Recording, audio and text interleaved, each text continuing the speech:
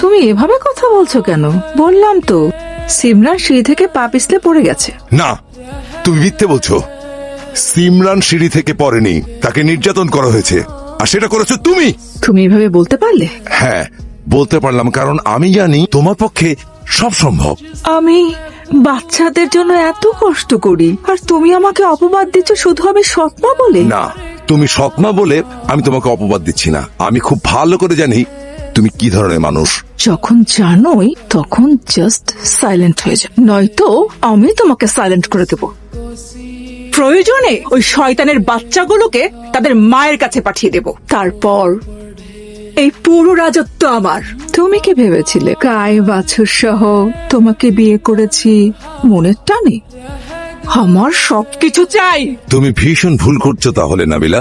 সবচেয়ে বেশি ভুল করেছো তুমি বাচ্চাদেরকে নির্যাতন করে। তুমি কি ভেবেছো এই ব্যবসার সম্পত্তি সব আমার? মোটেও না। এই সমস্ত কিছুর মালিক আমার শ্বশুর। একমাত্র মেয়ে হিসেবে আমার স্ত্রী সব পেয়েছে। আমার স্ত্রী তার 2 সন্তানের নামে সব লিখে গেছে। আমি তো জাস্ট পাহারাদার মাত্র। হোয়াট? ইয়েস।